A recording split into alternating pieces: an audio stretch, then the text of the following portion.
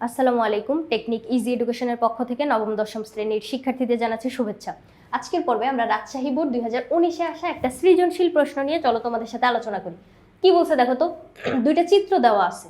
এখন চিত্রটা দেখেই তোমাকে বুঝতে পারা লাগবে যে এই দুইটা কিসের চিত্র বা কি বুঝাইতে চাইছে। বইয়ের সবগুলো চিত্র আঁকতে পারা লাগে না, কিন্তু দেখে চিনতে পারার মতো করে আয়ত্ত করে রাখা লাগে। সেক্ষেত্রে এইটা একটা হাড়, দেখো এরকম, আর এই দিকের অংশটা কিছুটা বড়।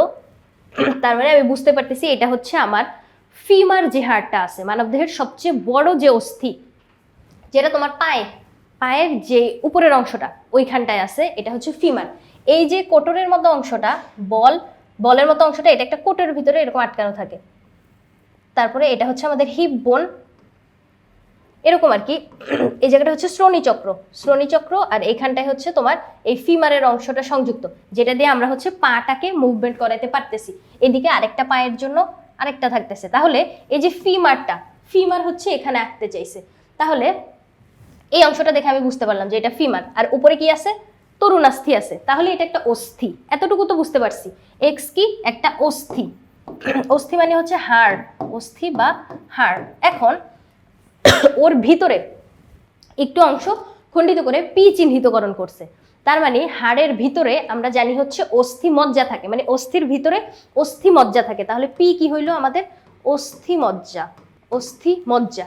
এখন অস্থি মজ্জাটা চিহ্নিতকরণ করা আছে, এতটুকু আমরা বুঝতে পারলাম। এরপরে ওয়াই কি দেওয়া আছে দেখো তো, এটা হচ্ছে একটা ঐচ্ছিক পেশির চিত্র।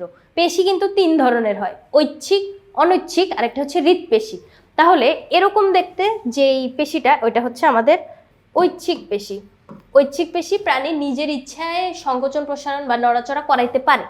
এই যে এরকম ডোরাকাটা দাগ আছে না, দেখো অনেকগুলো ডোরাকাটা দাগ, এই ডোরাকাটা দাগ দেখে বোঝা যাচ্ছে এটা হচ্ছে ঐচ্ছিক পেশি। তাহলে আমি উদ্দীপকটা বুঝতে পারলাম যে একটা অস্থি মজ্জা চিহ্নিতকরণ করা আছে, একটা হচ্ছে তোমার পেশি চিত্র যেখানে ঐচ্ছিক পেশি চিহ্নিতকরণ করা আছে।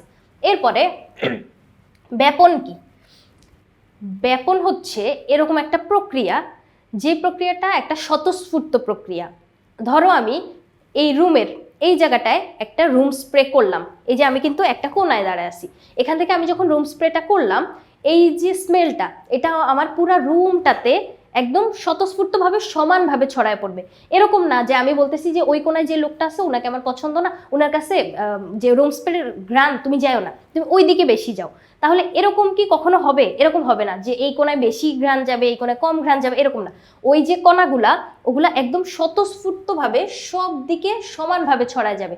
স্বতঃস্ফূর্তভাবে আমি কি ওদেরকে জোর করতেছি যে মানে প্রবাহিত হওয়ার জন্য, যে জোর করতেছি যে অণুগুলা তোমরা হচ্ছে অনেক তাড়াতাড়ি ছড়ায় যাও বা এইদিকে বেশি যাও এদিকে কম যাও, এরকম জোরাজোরি কিছুই করা যাবে না। তাহলে আমি যেখানে স্প্রেটা করতেছি, আমার হাতে যে বোতলটা, এই বোতলের ভিতরে ঘনত্ব বেশি না, যখন অণুগুলো এখানে বের হইলো নিঃসরণের মাধ্যমে, তখন এইখানে ঘনত্ব বেশি। অধিক ঘনত্ব থেকে ওইদিকে কোনো অণু নাই, ওই যে পুরা রুমে এভাবে যখন ছড়ায় যাবে, অধিক ঘনত্ব থেকে কম ঘনত্বের দিকে ছড়ায় যাচ্ছে। কে ছড়ায় যাচ্ছে? ওই পদার্থের অণুগুলো। তাহলে আমি কিভাবে বলবো কোনো দ্রাবক কিন্তু আলাদা জিনিস। দ্রাবক এই জায়গায় ছড়াবে না, দ্রাবক হচ্ছে অভিস্রবণের কনসেপ্ট। অভিস্রবণে যে আমরা দ্রাবক নিয়ে কথা বলবো, কিন্তু ব্যাপনের ক্ষেত্রে শুধু হচ্ছে দ্রব। তাহলে এই যে ব্যাপনের ক্ষেত্রে দ্রবগুলা এগুলা কি হবে, কোনো দ্রবের অণুগুলা অধিক ঘনত্ব থেকে কম ঘনত্বের দিকে ছড়ায় যাবে। যেখান থেকে আমি স্প্রে করলাম এই জায়গায় ঘনত্ব বেশি, এখান থেকে কম ঘনত্বের দিকে স্বতঃস্ফূর্তভাবে ছড়াবে। আমি কোনো জোরাজোরি করবো না, স্বতঃস্ফূর্তভাবে ছড়িয়ে পড়ার এই প্রক্রিয়াটাকে আমরা বলবো হচ্ছে ব্যাপন। কি বলছে দেখো তো, কোনো দ্রবের অণু বেশি ঘনত্বের এলাকা থেকে, এই যে বেশি ঘনত্বের এলাকা থেকে কম ঘনত্বের এলাকার দিকে স্বতঃস্ফূর্তভাবে নিজে নিজে, আমি কোনো জোরাজোরি করতেছি না, ছড়িয়ে পড়ার প্রক্রিয়াকে ব্যাপন বলে। সহজ। তারপরে এইডসকে ঘাতক ব্যাধি বলা হয় কেন? এইডস যে রোগটা, এটা হয় হচ্ছে তোমার HIV ভাইরাসের কারণে। এইডস হয় হচ্ছে আমাদের HIV এই ভাইরাসটার কারণে।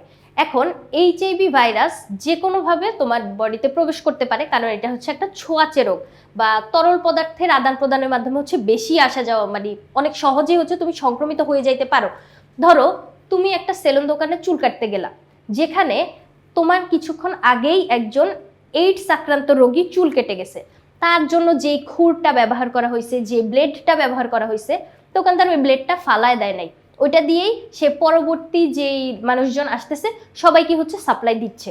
তাহলে ওই একই খুর দিয়ে যখন সেলুনের কাজ করতেছে, অথবা ধরো কোনো কিছু ইনজেক্ট করা প্রয়োজন, সেক্ষেত্রে তোমার আগে যে ব্যক্তিটা ছিল সে ছিল এইডস আক্রান্ত, তাকে যে ইনজেকশন দিয়ে হচ্ছে ঔষধ পুশ করা হয়েছে, ওই ইনজেকশন ওখানে মানুষগুলো ফেলে দেয় নাই, ফেলে না দিয়ে কি করছে, একটু তুলা দিয়ে মুছে তোমাকেও আবার ওইটা দিয়ে পুশ করলো। সেক্ষেত্রে ওই যে HIV আক্রান্ত যে ব্যক্তিটা ছিল, ওই ভাইরাসে আক্রান্ত ব্যক্তিটা সুচ সিরিজ অথবা সে যে গ্লাসে করে পানি খাচ্ছে ওখানে তো লালা সংযুক্ত হইতেই পারে, এরকম তরল পদার্থ সহজে আদান প্রদান হয়, এরকম জায়গা থেকে আমাদের এইডসটা বেশি ছড়ায়। আবার ধরো ওই ব্যক্তির ব্যবহার্য জিনিসপাতি যদি তুমি ব্যবহার করো, এছাড়াও যদি রক্তদানের ক্ষেত্রে তুমি গুরুতর কোনো আহত হইলা, সেক্ষেত্রে তোমার রক্তের প্রয়োজন, এমন ব্যক্তি রক্ত দিতে আসলো, হ্যাঁ রক্তের গ্রুপ ম্যাচ করছে, তাড়াতাড়ি আমরা রক্ত নিয়ে মুমূর্ষু ব্যক্তিটাকে দিয়ে দিই, সেক্ষেত্রে তোমরা টেস্ট করে দেখলা না যে তার রক্তটাকে আসলেই মানে রক্তের গ্রুপটা ম্যাচ করছে, ঠিক আছে, এরপরে রক্তে কোনো জীবাণু আছে কিনা, কোনো ভাইরাস আছে কিনা, এটা চেক না করে যদি নিয়ে নাও, সেক্ষেত্রে রক্তের মাধ্যমেও ছড়াইলো।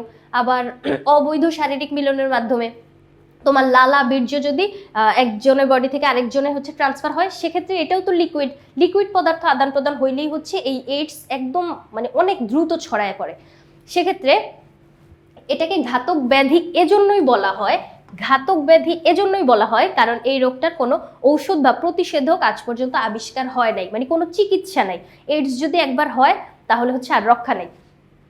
তুমি এই এইডসের জীবাণুটা বা এই যে HIV যে ভাইরাসটা, এটা কি করে, তোমার শ্বেত রক্তকণিকার ক্ষমতাটাকে কমায় ফেলায়। শ্বেত রক্তকণিকা ক্ষমতা কমে গেলে অ্যান্টিবডি উৎপন্ন হওয়া কমে যায়। শ্বেত রক্তকণিকা আমরা জানি আমাদের দেহের রোগ জীবাণু বাইরে থেকে আসলে ওই রোগ জীবাণুটাকে হচ্ছে ধ্বংস করে, তাহলে ওই রোগ জীবাণু ধ্বংস করতে পারতেছে না, শ্বেত রক্তকণিকার কাজ সে করতে পারতেছে না, বাইরে থেকে যে কোনো জীবাণু, রোগের জীবাণু প্রবেশ করলো, ওইটা তোমার দেহ আর প্রোটেক্ট করতে পারতেছে না তোমাকে, ওই জীবাণুটা তোমার দেহে স্টে করা শুরু করবে, সব ধরনের অসুখ তখন হচ্ছে তোমাকে অ্যাটাক করবে।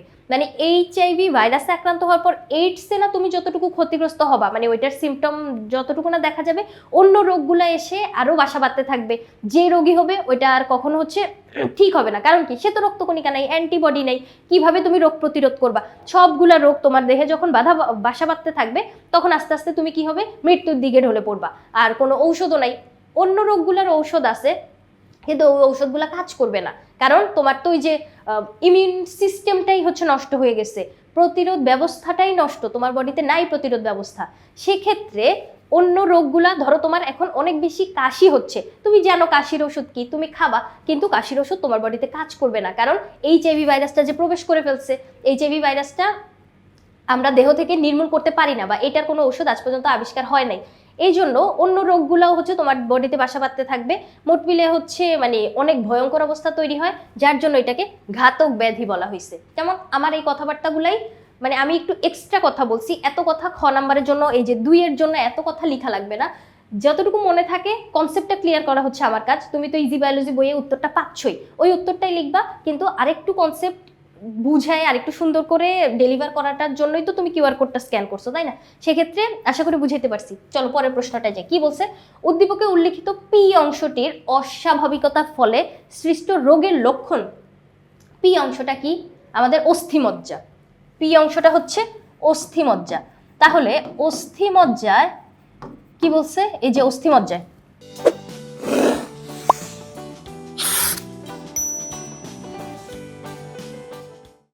অস্থিমজ্জায় অস্বাভাবিকতার ফলে, যে কোনো জায়গায় অস্বাভাবিক ওয়ার্ডটা শুনলেই বুঝবা ক্যান্সার। অস্বাভাবিক কোষ বিভাজন বা অস্বাভাবিকতা কিছু শুনলে আমরা কি বুঝবো, ক্যান্সার কোষ তৈরি হয় এই জায়গাটায়, ক্যান্সার। অস্বাভাবিকতার ফলে তার মানে অস্থিমজ্জায় ধরো ক্যান্সার হয়েছে বা অস্বাভাবিকতা দেখা দিচ্ছে, এটার ফলে সৃষ্ট যে রোগটা, এই রোগটাকে আমরা বলবো হচ্ছে রক্তে ক্যান্সার বা রক্তের ক্যান্সার বলতে পারবো, অথবা লিউকেমিয়াও বলা যায়। রক্ত ক্যান্সার বা লিউকেমিয়া, লিউকেমিয়া হচ্ছে রোগটার নাম, অথবা রক্ত ক্যান্সার। এবার এই যে রোগটা হইলো তার লক্ষণ জানতে চাইছে, তাহলে আমরা প্রথমেই ধরতে পারলাম পি হচ্ছে অস্থিমজ্জা। অস্থিমজ্জায় যখন কোনো অস্বাভাবিকতা দেখা দেয় তখন ওইটাকে আমরা বলবো লিউকেমিয়া বা রক্তের ক্যান্সার। এই ক্যান্সারটা হইলে এখন তুমি কি কি লক্ষণ বা সিমটম দেখা যাবে, কিভাবে তুমি বুঝবা যে হ্যাঁ আমার লিউকেমিয়া হয়েছে বা এই রোগীটার লিউকেমিয়া হয়েছে, যা বুঝবো কিভাবে এই লক্ষণগুলো। এখন আমরা প্রথমে আমি যদি লিউকেমিয়া নিয়ে একটু কথাবার্তা বলি, সেক্ষেত্রে লিউকেমিয়া হচ্ছে এরকম একটা রোগ যখন তোমার বডিতে ওই অস্থিমজ্জা হচ্ছে আমাদের দেহে রক্ত উৎপাদন করে, তাই না?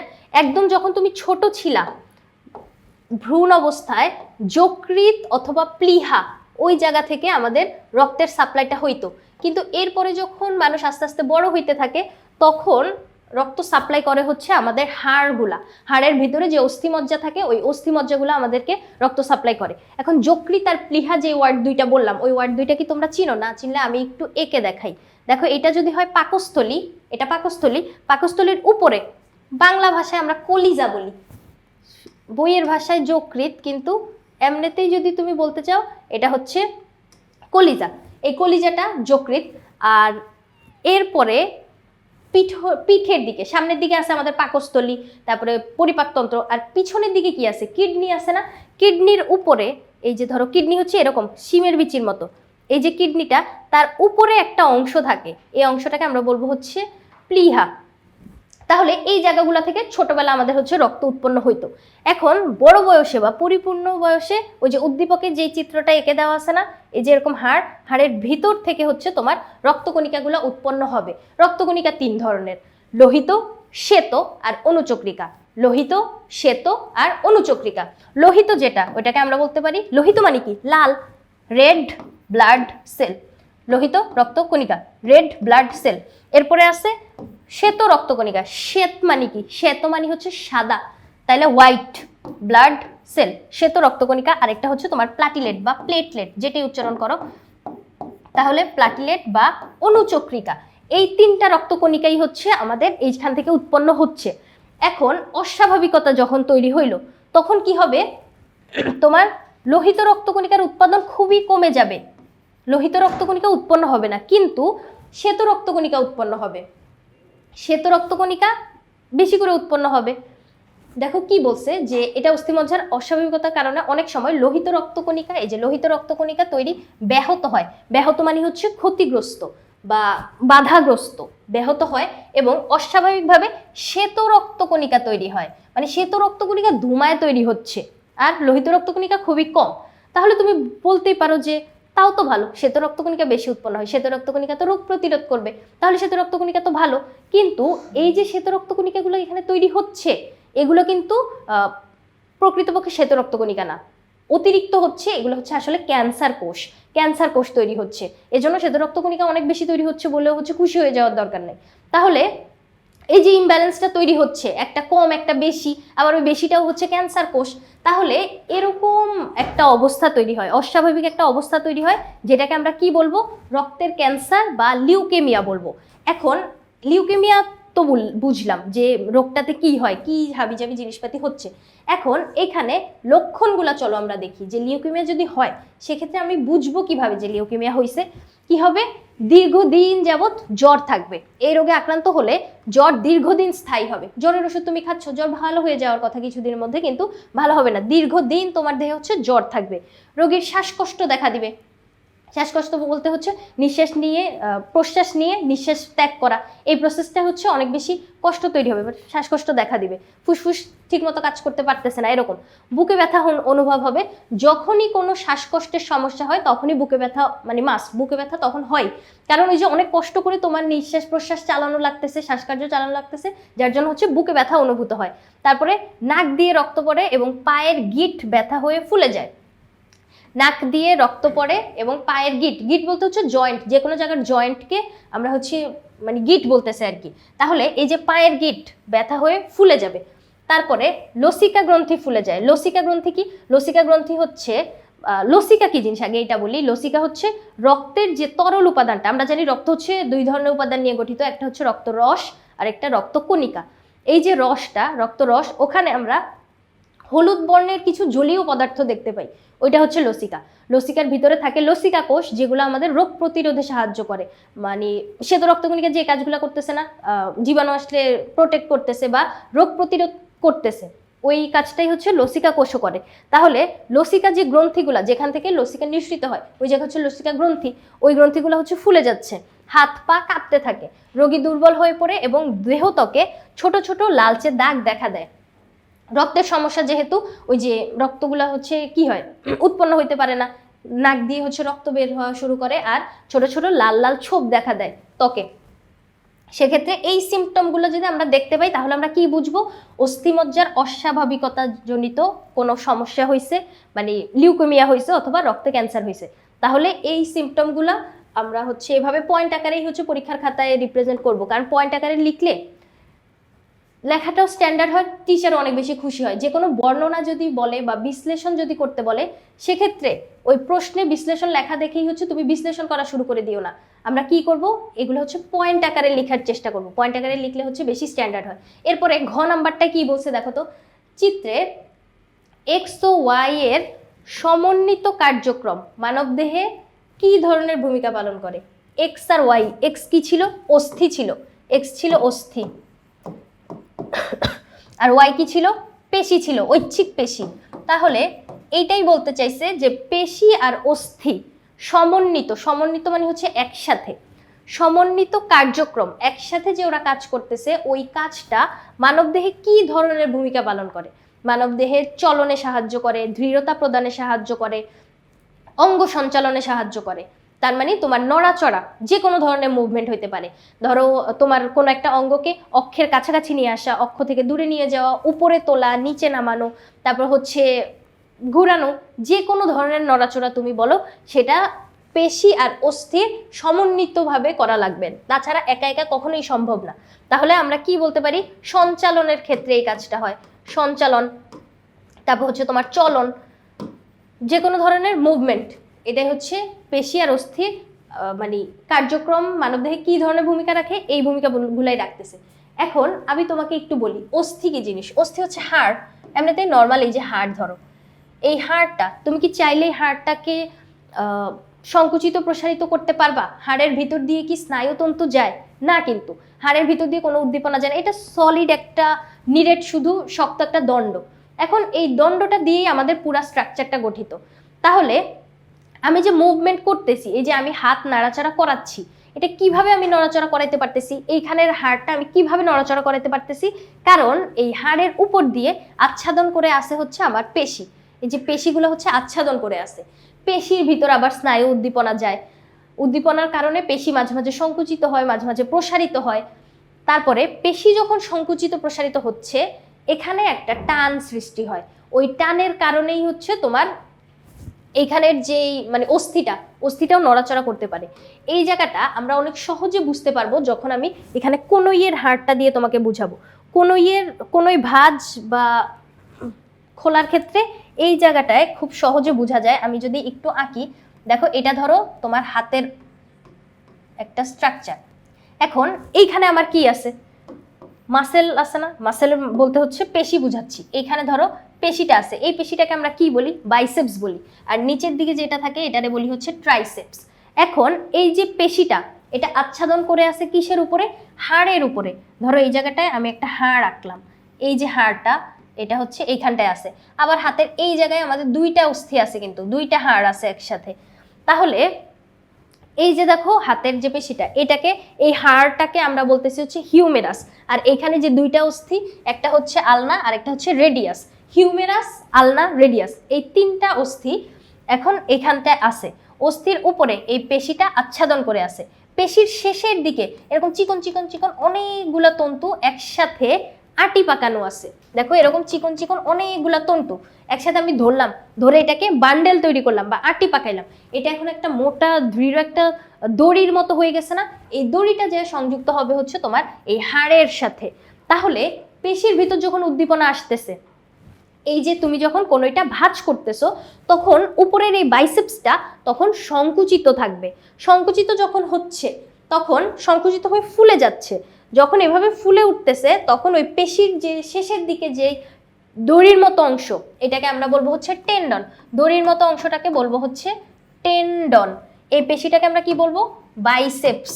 বাইসেপস। আর নিচেরটাকে কি বলবো? ট্রাইসেপস বলবো, ট্রাইসেপস। তারপরে হাড়টাকে বলবো হচ্ছে হিউমেরাস, হিউমেরাস। আর এই দুইটাকে কি বলবো? একটা আলনা আর একটা রেডিয়াস, আলনা আর একটা হচ্ছে তোমার রেডিয়াস। এখন এই যে টেন্ডনটা দড়ির মতো করে এটাকে টেনে উপরের দিকে নিয়ে আসতেছে, দেখো এভাবে টেনে উপরের দিকে নিয়ে আসতেছে। তাহলে আমি কোনোই ভাঁজ করলাম যখন, তখন কি হইলো?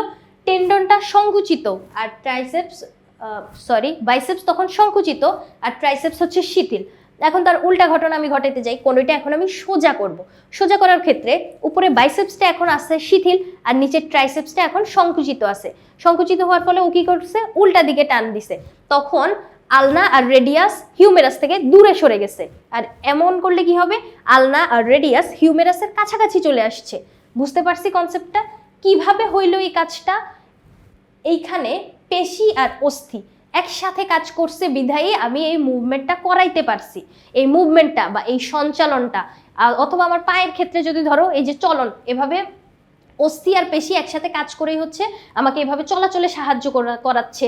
আমার যে কোনো অস্থি আমার অক্ষের কাছাকাছি আনতে সাহায্য করছে। অক্ষ বলতে হচ্ছে এই মাঝ বরাবর, এটা হচ্ছে আমার অক্ষ, হিউম্যান বডির অক্ষ। তাহলে অক্ষের কাছাকাছি আনতে সাহায্য করতেছে, অক্ষ থেকে দূরে নিতে সাহায্য করতেছে, সামনে পিছনে উপরে নিচে এভাবে ঘুরানো, সবগুলা মুভমেন্ট পেশি আর অস্থি একসাথে কাজ করার কারণেই হচ্ছে। পেশি আর অস্থি যদি একসাথে কাজ না করতো তাহলে কখনোই আমরা এই সঞ্চালন মুভমেন্ট এগুলো কিছুই করতে পারতাম না। তাহলে আমাদেরকে প্রশ্নে কি জানতে চাইছে? যে এক্স ও ওয়াই সমন্বিত কার্যক্রম, হ্যাঁ ওরা একসাথে কাজ করছে দেখেই মানবদেহে এই যে মুভমেন্টে ভূমিকা পালন করলো। তাহলে আশা করি তোমাদেরকে বুঝাইতে পারছি। সহজ কথাবার্তা তুমি যখন পরীক্ষায় লিখবা তখন হচ্ছে যে নিজেকে নিয়েই এভাবে দেখে দেখে মানে লাইন লাইন পড়বা আর নিজেকে নিয়ে হচ্ছে এক্সপেরিমেন্টটা করতে পারতেছো। কত সহজ কথাবার্তা, আশা করি আমি তোমাদেরকে বুঝাইতে পারছি। পরবর্তী পর্ব দেখার আমন্ত্রণ রইল। ধন্যবাদ সবাইকে।